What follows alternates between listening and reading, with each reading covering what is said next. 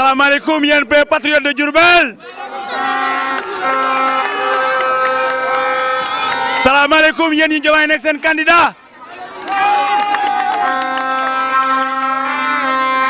salaamaaleykum yéen ñi topp Ousmane Sonko.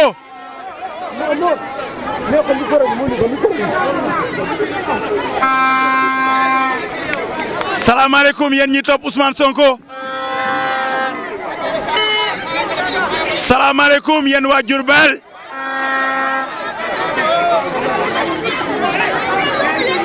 sama xol sedd na tey. sama xol sedd na tey jii. kontaan naa lool ci yéen. gis naa seen fidélité. gis naa seen engagement. gis naa seen honnêteté ci ànd bi ngeen ànd ak man ci combat bi. lu ma waroon a metti rek tey jii du ma metti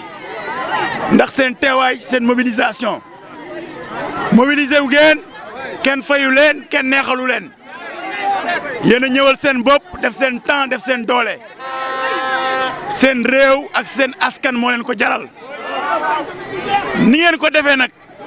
yéen a ngi roy koo xamante ne bii mooy royukaay ci Sénégal muy président Ousmane Sonko parce que moo ko njëkk a wane moom moo wane luy don de soi lan mooy bëgg sa réew lan mooy sa réew jaral la président Ousmane Sonko moo ko njëkk a wane. mais li ngeen wane tey jii ci accueil bi ngeen accueillir président Diomaye wan na ma ne yéen ay patriote ngeen comprendre ngeen sens combat bi Ousmane Sonko di mëne depuis 2014 10 ans ngi nii muy doomu Sénégal di gor di jàmbaar di borom xam-xam di borom fit di xeexal réewam kii c'est un modèle c'est une référence nañ ko ñaanal nañ ànd ak moom nañ ko ñaanal nañ ànd ak moom te xam ne ku ànd ak moom di nga dem ci kanam di nga am dëkk bu am naataange Ousmane xamul luy toog muy dox Ousmane xamul tappale Ousmane xamul wuruj bu leen tànnalee Diomaye mu nekk un fonctionnaire intègre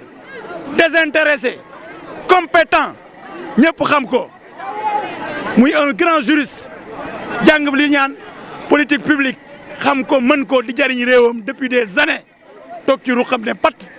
ba tey président Ousmane Sonko tànn ko ne ko combat bii ñëw laa ci wóolu.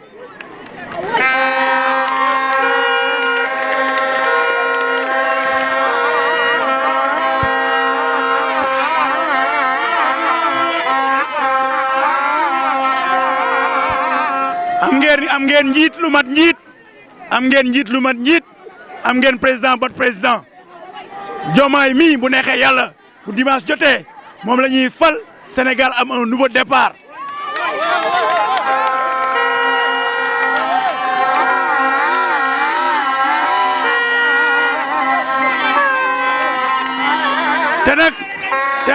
te nag ma leeral leen ko affaire bi premier tour lay yem. premier tour lay yem premier tour xeex bi dafa war a jeex tàkk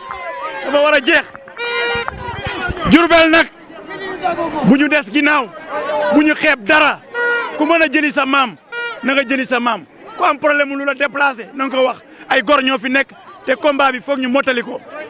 il faut que ñu raxas ba mu set comme di ko président Diomaye waxee dañuy jël bale ba mu set tilim tilim yeeg salte salte yëpp jóge fi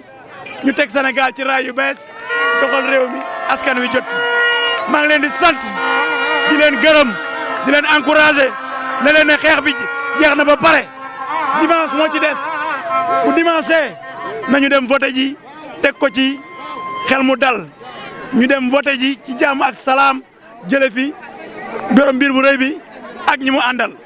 su ko defee ñu defaraat Sénégal ci yoon wi baax lii laa amoon lu ma leen di wax bu ko kenn sàggane nañ ne ko def dëggantaan affaire bi dëggantaan la jërëjëf sant naa leen gërëm naa leen yéen ñëpp